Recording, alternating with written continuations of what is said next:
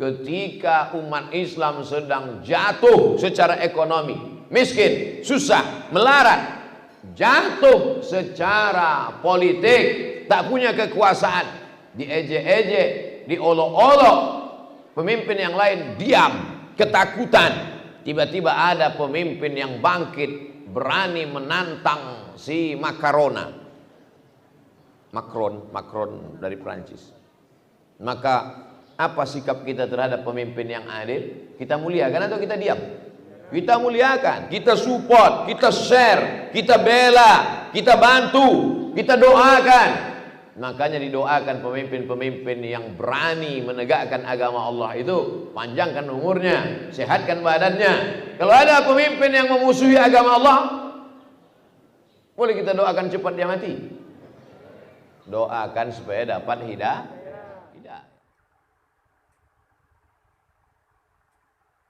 Kalau tentang penghafal Quran, tak perlu kau lihat dia lebih tua, tak perlu kau tengok ubannya berapa. Kalau penghafal Quran, asal hafal Quran dia, muliakan dia. Mudah-mudahan kau dapat syafaat nanti di akhirat. Karena di antara yang bisa memberikan syafaat nanti adalah penghafal. Aku cukup syafaat Nabi Muhammad aja, tak cukup. Iya kalau dapat syafaat Nabi Muhammad. Kalau tidak, syafaat uzma ya, syafaat besar. Kita yang pertama kali nanti masuk surga di antara umat-umat yang lain. Walaupun kita umat yang terakhir, paling sedikit amalnya, paling pendek badannya, paling pendek umurnya, tapi kita lebih dulu nanti. Itu syafaat uzma. Tapi ada syafaat penghafal Quran, ada syafaat orang mati syahid. Kalau kita muliakan penghafal Quran ini, insya Allah ingat dia sama kita, masuk surga dia, dicari-carinya kita. Mana lah Ustadz dulu yang sering sama aku tuh, Ustadz Somad Ajani, masuk. Ustadz yang lain, pas masuk kita ke surga, rupanya udah dia duluan bilang. Bisa jadi.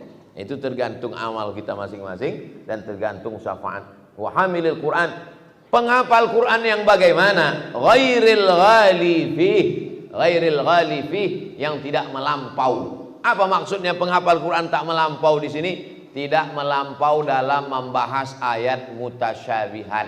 Dalam Quran itu ada ayat-ayat mutasyabihat, ada ayat-ayat muhkamat.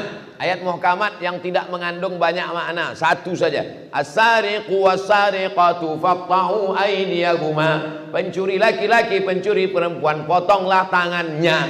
Itu tidak mengandung makna lain. Yang namanya potong itu ya potong, tidak ada mengandung makna lain. Tapi ada ayat-ayat yang samar, yang mutasyabihat. Ar-Rahman 'alal arsy istawa. Allah bersemayam di atas aras. Ini penghafal Quran tak boleh melampau dalam memahami ini. Maka bagaimana Ahlussunnah wal Jamaah memahami ayat-ayat mutasyabihat? Dua. Yang pertama, tafwid, serahkan kepada Allah Subhanahu wa taala. Ustaz Somad, apa arti Ar-Rahman 'alal arsy istawa? Kau baca aja maknanya, serahkan kepada Allah. Wallahu a'lam bissawab. Tapi kalau ada orang mengatakan Allah duduk di atas aras macam saya duduk di atas kursi, disamakannya Allah dengan makhluk. Allah bertempat sebelum ada aras, sebelum ada kursi, Allah tak bertempat. Maka setelah ada aras, setelah ada kursi, mungkinkah Allah berubah? Saya ulang sekali lagi. Kalau kau katakan Allah duduk di atas aras, sebelum ada aras Allah tak bertempat, setelah diciptakannya aras, mungkinkah dia berubah? Kalau berubah berarti bukan Allah. Wujud, qidam, baqa, mukhalafatu lil hawadis. Dia berbeda. Abdul Somad tegak. Kenapa tegak? Karena belum ada kursi. Begitu ada kursi, Abdul Somad belum pasti. Bisa jadi tegak, bisa jadi duduk. Bahwa kemudian saya duduk, saya jadikan kursi ini sebagai tempat saya. Kalau begitu saya bertempat. Nah, orang yang menyamakan Allah dengan makhluk mesti dibantah. Datanglah Imam Abul Hasan Al-Asy'ari membantah itu. Maka kata dia ditakwil. Karena kalangan salaf juga sebagian mentakwil ayat-ayat mutasyabihat. Maka ahlu sunnah memahami mutasyabihat ini dua. Yang pertama, jangan kaji-kaji. Wallahu a'lam bishawab. Serahkan kepada Allah. Yang kedua, takwil. Bahwa makna Allah bersemayam di atas aras artinya Allah berkuasa. Bapak wali kota bersemayam di atas singgasana selama 2 periode. Pak Wali itu duduk aja di kursi itu 10 tahun? Kan tidak. Maksud bersemayam di situ adalah berkuasa. Dia tidak mau membahas itu secara berlebihan. Wal jafi anhu. Jafi anhu maksudnya dia tidak meninggalkan isi Al-Quran. Hafal Quran, suara bagus, ngerti tafsir, ceramah mantap, tapi jafi anhu. Apa makna jafi anhu? Meninggalkan isi Quran. Cerita tentang kesucian hati, rupanya busuk hati. Siapa itu? Ustaz Somad. Ustaz Somad cerita tentang marilah kita jaga hati kita supaya bersih. Rupanya paling busuk hati Abdul Somad. Mana tahu jamaah? Bisa ditutupi pakai peci, ditutupi pakai sorban, ditutupi pakai baju putih, hati hitam. Lebih bagus pakai baju hitam tapi hati putih, iya kan? Takut emang bilang ya. Cara memuliakan Allah yang pertama, muliakan orang yang lebih tua. Cara memuliakan Allah yang kedua, muliakan penghafal Quran. Cara yang ketiga, wa ikrama dzis sultanil muqsit, muliakan pemimpin yang adil. Ketika umat Islam sedang jatuh secara ekonomi, miskin, susah, melarat, jatuh secara politik, tak punya kekuasaan, diejek-ejek, diolok-olok, pemimpin yang lain diam, ketakutan. Tiba-tiba ada pemimpin yang bangkit, berani menantang si Macron dari Prancis. Maka apa sikap kita terhadap pemimpin yang adil? Kita muliakan atau kita diam? Kita muliakan, kita support, kita share, kita bela, kita bantu, kita doakan. Makanya didoakan pemimpin-pemimpin yang berani menegakkan agama Allah itu, panjangkan umurnya, sehatkan badannya. Kalau ada pemimpin yang memusuhi agama Allah, boleh kita doakan cepat dia mati. Doakan supaya dapat hidayah. Itu yang diajarkan Nabi SAW. Allahumma hdi qaumana fa innahum la ya'lamun. Banyak sekarang orang mengamuk dengan Macron ini. Ya Allah, matikan Macron. Ya Allah, kalau kita doakan si Macron itu mati dia, selesai masalah? Tidak, lahir Macron yang lain. Tapi kalau kita doakan si Macron itu dapat hidayah, tak cuma ceritanya tiba-tiba masuk Islam dia. Mana yang lebih hebat? Dia mati atau dia masuk Islam? Masuk Islam. Masuk Islam di hari ini, besok mati juga. Bunuh mereka. Masuk Islam dia, berkumandang. Sebetulnya ini adalah salah satu cara Allah untuk membangkitkan semangat umat Islam ini bersatu kalau melihat musuh yang nyata. Ada umat Islam ini berkelahi gara-gara kunut subuh, gara-gara usolli, gara-gara tahlil, gara-gara maulid. Tapi kalau sudah masalah menghina Nabi, sepakat tak umat Islam? Sepakat. Tentang masalah Macron ini sepakat atau tidak? Sepakat. Ini salah satu cara Allah menyatukan umat. Maka bangkitlah umat. Tiba-tiba jatuhlah perekonomian. Maka saham Prancis beberapa hari ini jatuh down. Akhirnya presiden meminta kepada duta-duta besar supaya menghubungi ulama-ulama di beberapa negara supaya ulama mencabut boikot.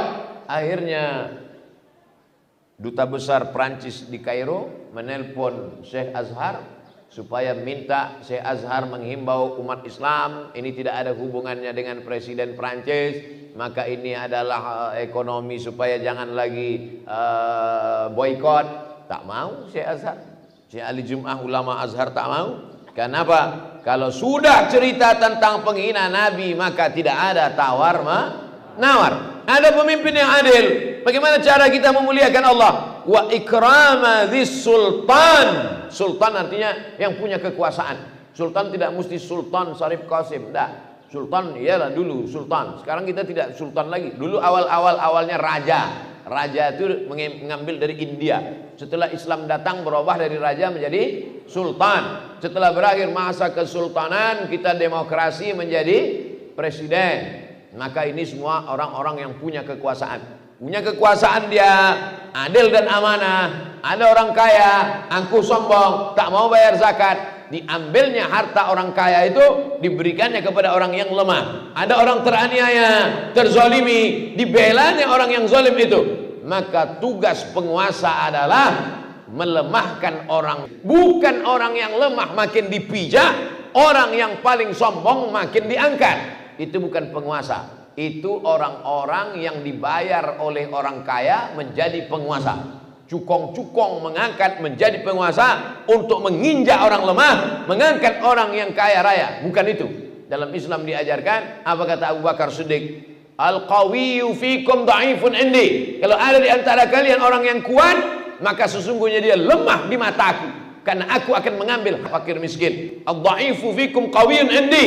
Kalau ada di antara kalian orang yang lemah, maka sesungguhnya dia kuat, aku akan cabut kelemahan dia, kuberikan harta orang kaya kepada dia melalui jalur wakaf, zakat, infak dan sedekah. Maksudnya saya sudah ceramah 20 menit, ingat-ingat juga lah sedekah tadi itu. Mana plastik tadi tiba-tiba hilang? Kalau udah penuh, isikan ke belakang, putar sekali lagi. Sampai plastik tadi ke atas, Bu. Pura-pura tak dengar ya, Bu. Begitulah cara memuliakan Allah Subhanahu wa taala. Muliakan orang yang lebih tua, muliakan penghafal Quran, muliakan pemimpin yang adil. Kira-kira Pak RT, Pak RW, Pak Lurah daerah komplek Suhada ini pemimpinnya adil apa tak adil? Adil. Kalau tak adil tak akan dikasihnya kita pengajian. Adil lah ini. Ini jalan ditutup-tutup semua. Mau masuk kami tadi tutup, mau masuk lagi tutup. Kami buka kaca. Ini Ustadz tanya pula, Ustadz mana? Gitu pula.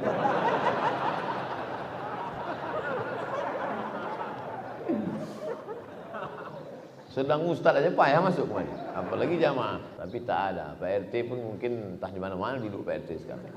Oleh sebab itu mereka ini pemimpin-pemimpin yang adil, insyaallah. Amin. Mudah-mudahan Pak RT jadi RW. Amin. Nah, nanti kami doakan. Hadis ini rawahu Abu Daud. Hadis ini ada disebutkan dalam Sunan Abi Daud. Kalau baca hadis dalam Sunan Abu Daud, kalau baca hadis dalam Sunan Abi Daud tak paham artinya, bacalah penjelasannya. Nama kitabnya Aunul Ma'bud Syarah Sunan Abi Daud. Jangan baca sendiri, buka kamus, pahami sendiri, nyasar sendiri. Kalau baca Quran tak paham, baca tafsir.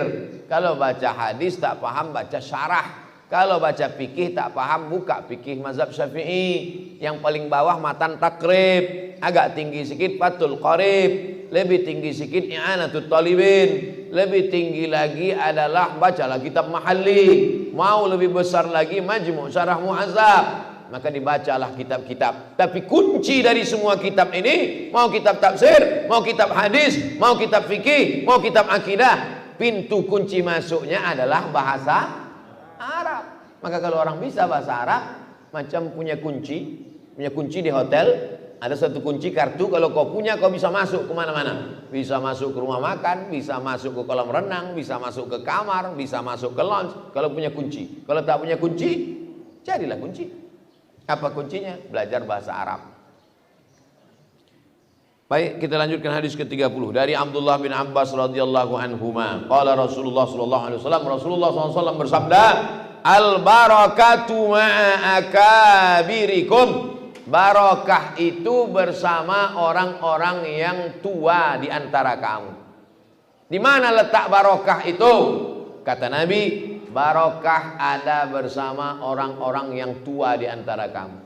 Makanya kalau ada siapa yang paling tua di sini, itu yang paling banyak barokah. Tapi tuanya tua beramal, bukan tua berjomo, tua berampai.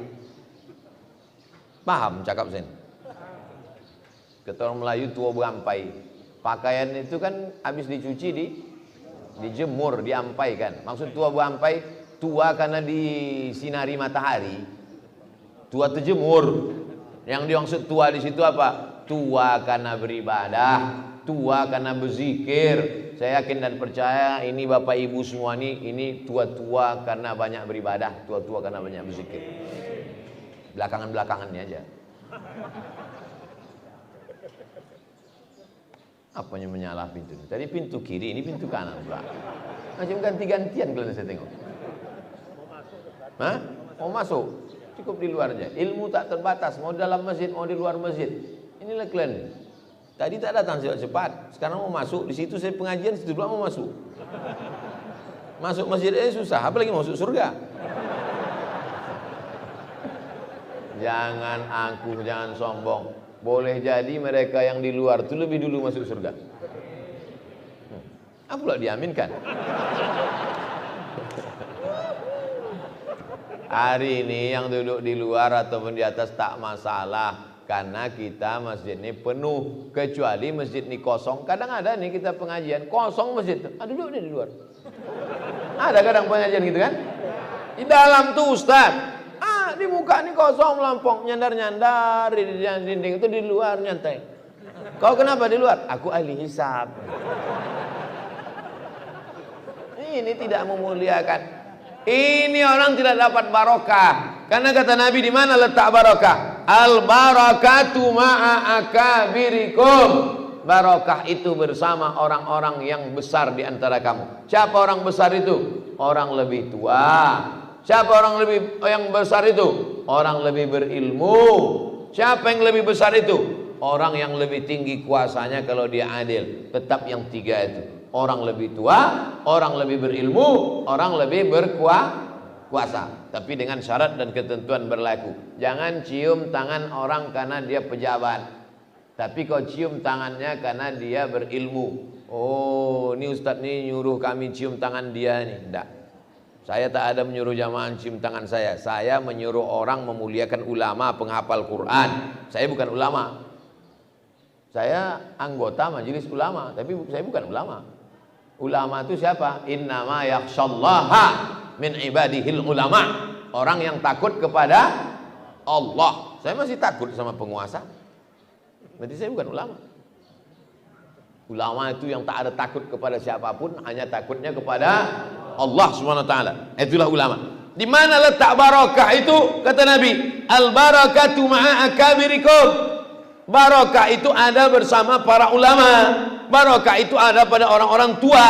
Datangilah mereka, muliakan mereka supaya melimpah barokah. Barokah. Apa arti barokah itu? Barokah itu artinya onta turun ke tanah. Itu arti barokah. Assalamualaikum warahmatullahi wabarakatuh. Barokah artinya onta turun ke tanah. Bapak punya tanah, saya punya tanah, ibu punya tanah. Datang onta, tiba-tiba onta itu turun ke tanah saya. Maka di antara tanah ini, tanah siapa yang barokah? Tanah saya. Kenapa tanah itu turun di tanah Ustadz? Saya yang ceramah, terserah saya lah. Milih tanah siapa? Ada tanah bapak, ada tanah ibu, ada tanah saya. Datang onta, kita sama-sama diam kita. Tiba-tiba onta itu turun ke tanah saya. Siapa yang bertuah? Saya. Karena dengan turunnya onta ke tanah saya dapat daging onta, saya dapat tulang onta, saya dapat bulu onta, saya dapat susu onta. Onta itu semuanya manfaat. Bulunya buat jaket, kulitnya buat alas. Ini kain, sangka bulu onta tadi. Susu onta, daging onta, tulang onta bisa buat tasbih. Ujung-ujungnya tai onta untuk semen dinding. Tai onta, tai keledai, itu batu yang disusun-susun di Jazirah Arab, di kampung-kampung. Tai onta, tai keledai bisa dipakai. Kencing onta, obat kencing onta. Hadisnya sahih, tapi bukan berarti kencing onta itu ditampung diminum, bukan itu maksudnya. Dituangkan air susu, setelah tuangkan air susu, diteteskan kencing onta itu ke dalam. Itu memahaminya. Jangan nanti karena disebut kencing onta diminum sama kencing onta. Itu makna barokah itu. Rumahnya boleh sama, mobilnya boleh sama, tapi ada yang barokah, ada yang tak barokah. Hari ini mobil-mobil yang diparkir sampai ke ujung memanjang tadi, semua mobil-mobil itu barokah. Betul? Mobil yang parkir di depan diskotik tak bisa kita pastikan tak barokah. Bisa jadi ustadz numpang parkir. Ya pergi pengajian situ, parkir situ.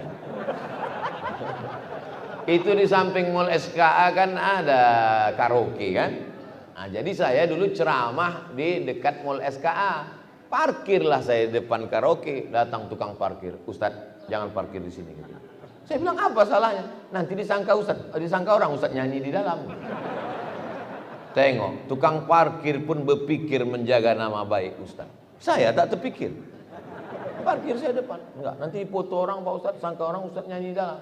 Orang tak tahu Ustadz ceramah di sini. Betul juga saya bilang. Begitulah kalau tukang parkir yang soleh mengaji. Mudah-mudahan tukang parkir itu masuk surga. Amin. Bapak Ibu yang dimuliakan Allah Subhanahu. Jamaah mohon jangan siaran live. Jangan live. Karena kalau kalian live, itu yang kalian siarkan itu, kalian live di Facebook dicuri orang. Dicurinya, diuploadnya untuk cari duit. Oh, jadi Ustadz tak mau duit Ustadz diambil orang itu. Kalau saya live-nya di Yayasan Tabung Wakaf Umat. Yayasan Tabung Wakaf Umat itu semua duitnya untuk beli beras, fakir miskin, sekolah, anak yatim, bangun masjid. Seperak haram tak ada saya ambil dari Yayasan Tabung Wakaf Umat. Jelas? Harus dijelaskan nih. Jangan nanti Ustadz nih rajin ceramah ini banyak, dia dapat duit dari kajian subuh nih. Yayasan Tabung Wakaf Umat. Yang belum ngasih duit tadi, isi duit tadi. Dia agak-agak beberapa menit diingatkan balik gitu. Kadang jamaahnya lupa. Bisa kita lanjutkan? Hadis ke-31 dari Ubadah bin Samit radhiyallahu anhu anna Rasulullah sallallahu alaihi wasallam qala. Nabi bersabda, "Laisa min ummati," tak termasuk umatku. Kalau tidak termasuk umatku, jadi kau umat siapa? Umat Abu Lahab, umat Abu Jahal. Laisa min ummati, tak termasuk umatku. Siapa itu? Man lam yujilla kabirana, orang yang tak memuliakan yang lebih tua, maka dia bukan umat Muhammad sallallahu alaihi wasallam. Wa yarham saghirana, dan tak sayang kepada anak kecil. Pahamlah ibu-ibu, bapak-bapak, kenapa kalau ada anak-anak ramai saya salami.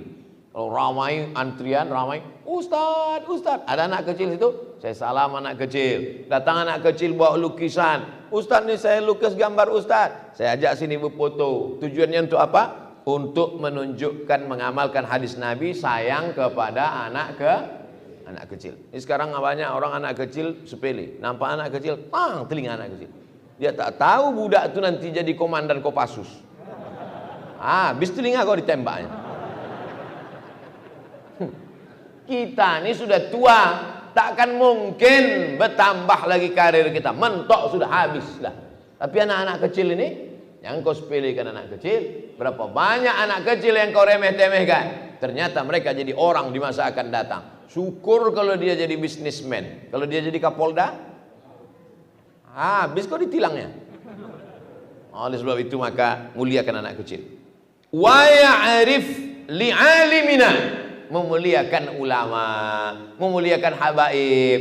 Saya kemanapun saya ceramah di Indonesia ini, sampai saya ke Sorong, dari Sorong saya pergi ke Raja Ampat, sampai di Raja Ampat saya mencari kepala suku yang punya Quran dari kulit kayu, Quran tua. Sampai di Raja Ampat, pergilah kami ke rumah kepala suku Patipi, kepala Raja Patipi. Inilah ada Raja Ampat di situ, 4 orang raja, maka disebut dengan Raja Ampat. Salah satu empat raja itu Islam. Mereka ini nenek moyang mereka lah yang membawa Islam ke sana. Lalu kemudian dia masih punya Quran dari kulit kayu, sampulnya itu dari kulit binatang halal, kulit rusa. Maka dibukanya adalah Quran. Saya tanya, Raja Patipi ini Quran ini dari mana? Quran ini dari Samudra Pasai. Di mana Pasai itu? Aceh. Quran dari Aceh bisa sampai ke Papua. Sedangkan kita aja sekarang naik pesawat 8 jam transit 2 kali baru sampai. Bisa Quran dari Aceh itu sampai ke Papua. Saya buka-buka lagi, ditunjukkannya semua. Saya buka-buka lagi, saya tengok rupanya ada buku tentang sholawat nariyah. Yang membid'ah-bid'ahkan sholawat nariyah. Nih, belajar engkau. Yang mengajarkan sholawat nariyah itu dipukul ombak, dihempas gelombang, melewati hutan belantara, sampai mereka ke Raja Ampat untuk menyampaikan Islam. sementara engkau hanya ceramah di kota-kota ini aja, naik helikopter, naik pesawat, mengejek-ngejek selawat nariah. Siap-siap kau di akhirat berjumpa dengan mereka ini nanti.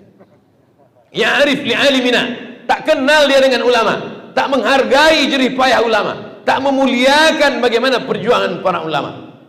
Bukan umat Nabi Muhammad sallallahu alaihi wasallam. Apa syarat untuk menjadi umat Nabi Muhammad? Muliakan yang lebih tua, sayang kepada anak kecil, dan kenali ulama, hormati ulama, sayangi ulama. Di antara cara menyayangi ulama, hadiri majelis pengajiannya, amalkan ilmunya, laksanakan sunnah-sunnah Rasulullah sallallahu alaihi wasallam. Hadis ini diriwayatkan oleh Imam Ahmad bin Hanbal. Sanadnya hasan. Semua hadis-hadis yang kita kaji dalam kitab ini sahih hasan, sahih hasan, sahih hasan. Shahahul Hakim.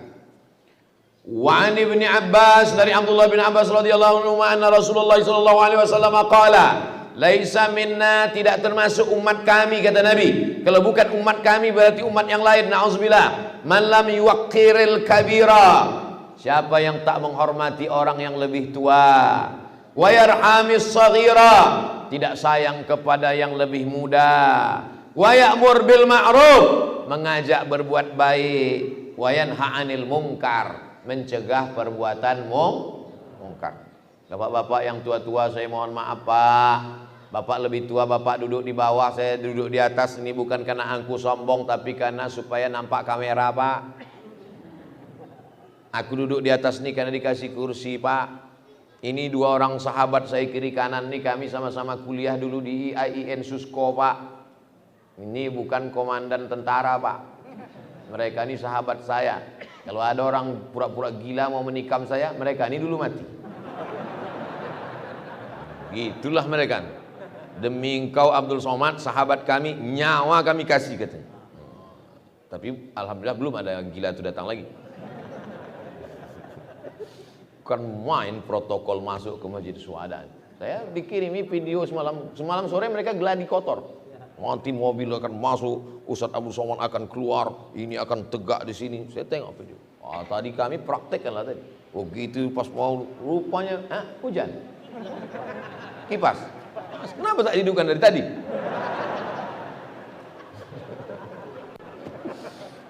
Buat masjid ini lambat hidupnya. Muliakan yang tua, sayangi yang muda. Itu makanya kalau pengajian itu mata tuh mesti terbuka, dengar baik-baik. Ini banyak nanti balik ke rumah bercakaplah sama bininya. Adinda, izinkan abang begini lagi. Kenapa gitu bang? Kata Ustaz Somad tadi, muliakan yang tua, sayangi yang muda. Kata bini, kebetulan bininya ikut juga pengajian, abang poka. Ustaz Somad itu tadi bukan cerita bini muda, bini tua. Yang dia bapak ini banyak ketawa, ibu tak ada ketawa saja. Maksud Ustaz itu bang, muliakan orang yang lebih tua daripada kita dan sayangi anak kecil. Bagaimana cara menyayangi anak kecil?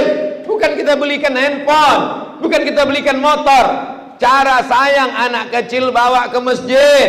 Cara sayang anak kecil masukkan ke sekolah Quran. Cara sayang anak kecil kirim ke pondok pesantren. Cara sayang anak kecil belikan buku-buku sejarah Nabi sesuai dengan umur mereka. Ini anak-anak kecil yang dibawa tuh anak kecil. Nampak menjadi anak kecil. Dengan anak kecil. Anak kecil. Kadang nampak kecil buka masker, udah tua. Mohon maaf, saya kadang cakapnya asal lepas. Oleh sebab itu maka beginilah cara sayang pada anak kecil. Ini banyak juga orang sekarang sayang sama anak kecil. Mama, ayo anak ini kita bawa ke pengajian. Usah, biar aja anaknya tidur sampai jam 8 sampai jam 9. Itu bukan sayang, menjerumuskan ke neraka jahanam. Adapun yang sayang dibangunkan tengah malam diajak tahajud, itulah sayang kepada anak kecil. Bisa kita lanjutkan? Andai tidak pun saya lanjutkan juga. Bukan saya ikut betul cakap Bapak Ibu ini. Hadis ke-33 dari Anas bin Malik radhiyallahu an, qala Rasulullah sallallahu alaihi wasallam, talabul ilmi faridatun ala kulli muslim. Menuntut ilmu itu hukumnya faridah. Faridah artinya wajib menuntut ilmu itu. Kenapa menuntut ilmu itu wajib? Salat itu wajib apa tak wajib? Salat itu wajib. Bagaimana kalau ada orang salat tak tahu rukun, syarat, wajib, sunat? Sah atau tak sah? Tak sah. Imam di depan, makmum dua orang di belakang, ketiga-tiganya rajin salat tapi tak berilmu. Majulah imam, Allahu Akbar, tak tertahannya lagi, angin tadi menyusak naik ke atas, bersendawa, turun ke bawah, bunyi. Kata makmum yang di belakang, jangan kau kentut imam. Kata makmum yang di belakang. Kata makmum satu lagi, untung aku tak bercakap. Cemana sholat mereka yang bertiga ini? Batal tiga-tiganya karena tak berilmu. Makanya ilmu itu wajib. Talabul ilmi faridatun ala kulli muslimin. Wa wadi'ul ilmi inda ghairi ahlihi. Orang yang meletakkan ilmu pada orang yang tak layak, kamuqallidil khanazir al-jauhara wal lu'lu' wal dhahab. Sama macam orang yang meletakkan jauhar, lu'lu', zahab. Jauhar permata, lu'lu' dibuka kerang, ada bulat-bulat dalam kerang itu bercahaya, apa namanya? Mutiara. Itulah lu'lu'. Siapa nama anaknya? Lulu. Nah, mutiara maksudnya. Dihilangkannya hamzahnya, lu'lu'. Yakhruju minhum al-lu'lu'u wal marjan. Marjan itu permata yang di dalam laut warnanya merah, bukan sirup buka puasa. Fabi ayyi ala'i rabbikuma tukadziban. Zahab, zahab artinya emas. Orang yang meletakkan ilmu pada orang yang tak layak sama macam menggantungkan permata, mutiara, emas ke leher babi. Karena babi tak bisa membedakan mana permata, mana pasir. Maka saya kadang ceramah ini, tak selamanya saya ceramah lama macam ini. Pernah saya ceramah di Jalan Sudirman 5 menit. Ceramah saya 5 menit, habis itu saya tutup. Demikianlah tausiah ini. Assalamualaikum warahmatullahi wabarakatuh. Pulang saya. Kejar sama panitia. Kenapa Ustaz merajuk? Kenapa nih? Saya bilang tak boleh menggantungkan permata di leher babi, saya bilang. Saya sedang ceramah, dia selfie di belakang. Apa gunanya menggantungkan permata di leher babi? Bagus, saya pulang. Untung dia tak marah saya bilang babi. Bukan saya yang bilang babi, Nabi yang bilang. Kamu qallidil khanazir al-jauhara wal lu'lu'a wal dhahab. Meletakkan ilmu pada orang yang tak layak sama macam menggantungkan permata, mutiara, emas ke leher babi. Khatibun nasa ala qadri uqulihim. Oleh sebab itu, jangan kita ceritakan tentang masalah rahasia kemuliaan Allah kepada orang yang sedang mabuk dan sakau. Sadarkan dia dulu, sehatkan dia dulu, mandi taubatkan dia dulu, dudukkan, baru kita jelaskan. Supaya jangan apa? Supaya jangan sampai dipermainkannya ayat-ayat Allah, Rasulullah sallallahu alaihi. Itulah maka Nabi itu tak boleh digambar. Nabi itu hanya diceritakan dalam Asy-Syama'il Al-Muhammadiyah. Tak boleh Nabi itu dilukis. Ada tak pelukis zaman Nabi Muhammad SAW? Ada. Lukisan Nabi Ibrahim ada dalam Ka'bah. Waktu dibuka pintu Ka'bah, dapat lukisan Nabi Ibrahim sama Ismail dalam Ka'bah. Kata Nabi, ambil bakar. Supaya apa? Andai adalah lukisan wajah Nabi Muhammad SAW dilukis orang sekarang, iya kalau dia memuliakan itu. Kalau dia mengejek, dipleset-plesetkannya foto Nabi, dirobah-robahnya macam orang yang merobah-robah foto saya. Di Pekanbaru ini ada orang merobah-robah foto saya, diedit-editnya. Saya laporkan kejaksaan, mencret. 2 kali saya datang ke kejaksaan. Mohon maaf Pak, terdakwa tak bisa datang, sakit perut katanya. Baru kau tahu. Sejak itu tak mau saya melapor lagi. Rupanya mereka ini bagaknya di sosmed aja. Pas dibawa ke pengadilan, ciut. Macam anak ayam kena minyak lampu. Pernah nengok anak ayam kena minyak lampu? Nanti saya kasih tahu. 34. Wa an ibni Abbas, dari Abdullah bin Abbas radhiyallahu anhu, qala Rasulullah sallallahu alaihi wasallam, man jaa ajaluhu, siapa yang ajalnya sampai, wa huwa yatlubul ilma, waktu itu dia sedang menuntut ilmu, laqiyallaha wa lam yakun bainahu wa bainan nabiyyin illa darajatun nubuwah, maka jarak antara dia dengan kenabian hanya cuma 1. darajat kenabian. Maksudnya apa?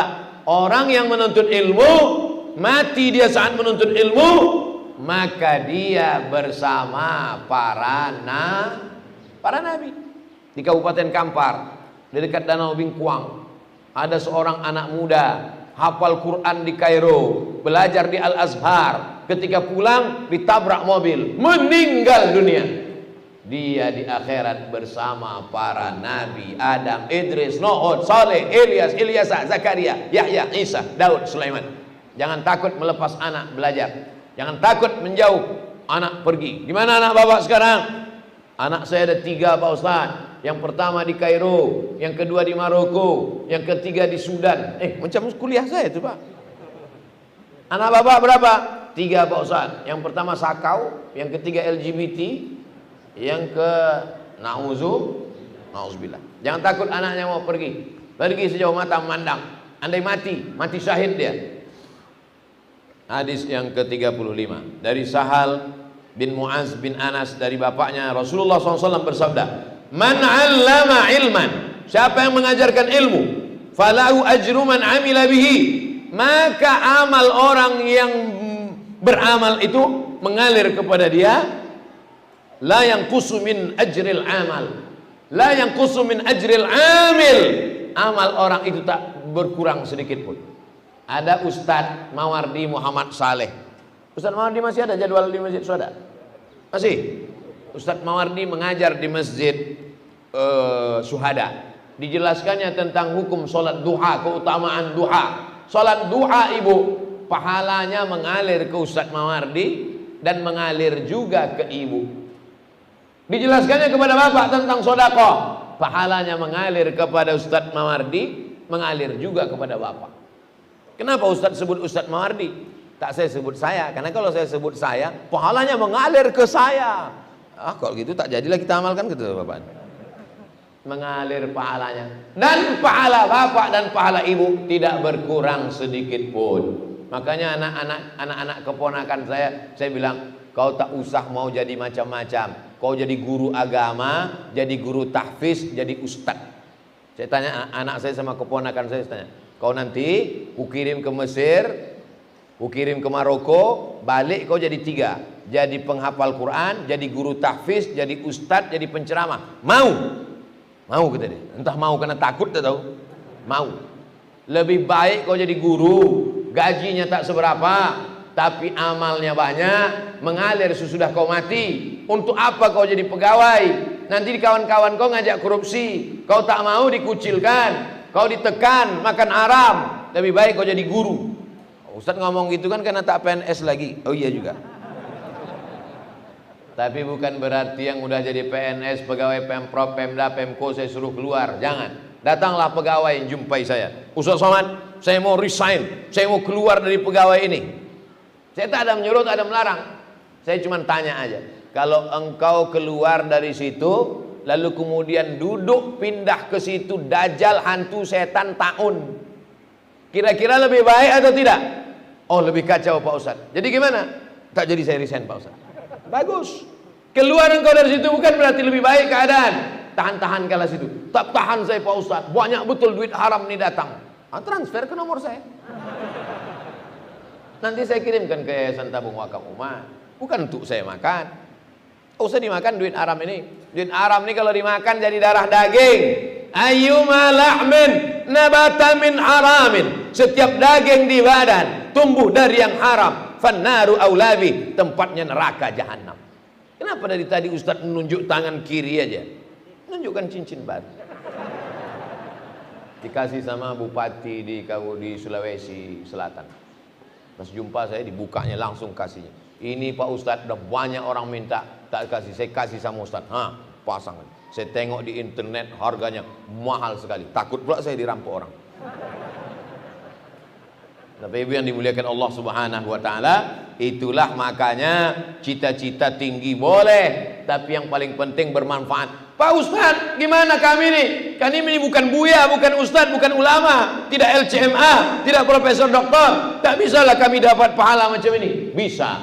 Ibu ajarkan anak, nah kau kalau sebelum malam sholat witir dulu ya, sebelum tidur wudhu dulu nak. Diamalkan anak ibu mengajarkan ke istrinya, diajarkannya ke cucunya, mengalir sampai hari kiamat. Maka ibu juga dapat pahala amal jariah. Bapak juga begitu, kasih tahu anaknya, nah kalau kau mau pergi pagi, langkahkan kaki, bismillahirrahmanirrahim, la haula wala quwata illa billah. Dari tempat rumah ke tempat kerja, kau banyak-banyak berselawat, Allahumma sholli ala sayyidina Muhammad wa ala ali Muhammad. Diamalkannya, diajarkannya ke anak bininya, diajarkannya ke anak cucunya, mengalir juga ke bapak. Ada amal tuh kecil, diamalkannya mengalir. Sikit amal ibu, sikit amal bapak, tapi diamalkannya mengalir. 1 jam ceramah ustaz, tak ada yang mengamalkan, tak mengalir. Oleh sebab itu maka bukan pada sikit banyaknya, tapi pada barokah tak barokahnya. Hadis ke-36 dari Abu Dzar Al-Ghifari, Rasulullah bersabda, "Ya Abu Dzar, wahai Abu Dzar, li antaghdua fatata'allama ayatan min kitabillah."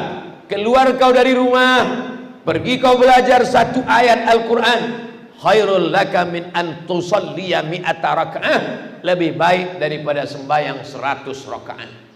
Duduk di rumah, sholat duha 100 rakaat, tegak rukuk sujud, tegak rukuk sujud, tegak rukuk sujud, 100 rakaat.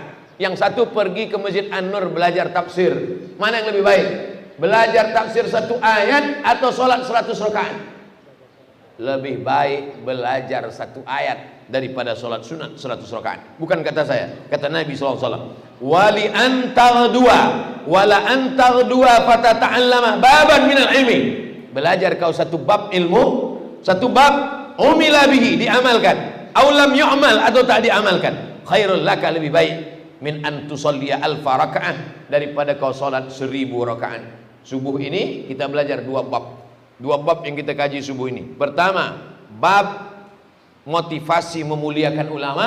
Yang kedua, bab menuntut ilmu, belajar dan mengajar. Hadis yang terakhir nomor 37 dari Abu Hurairah radhiyallahu an, sami'tu Rasulullah sallallahu alaihi wasallam, aku mendengar Rasulullah SAW bersabda. Apa kata Rasulullah? Ad-dunya mal'unatun, dunia ini terlaknat. Dunia ini terlaknat semuanya. Apa arti laknat? Ba'idun anir rahmah, itu arti laknat. Laknat artinya jauh dari rahmat Allah. Jadi kalau ada orang melaknat, memanglah kau ni manusia terlaknat. Coba tanya dia, orang-orang, habis waktu, sikit lagi, 1 hadis nih.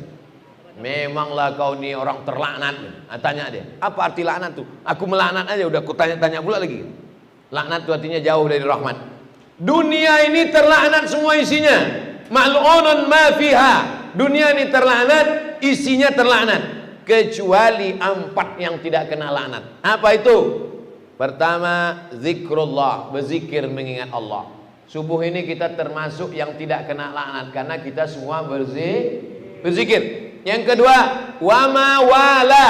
Wala artinya ahabba wa nasara, cinta kepada Allah dan menolong agama Allah. Bapak Ibu cinta tak kepada Allah? Mau tak menolong agama Allah? Berarti tak terlaknat. Yang ketiga, aliman, orang yang mengajar.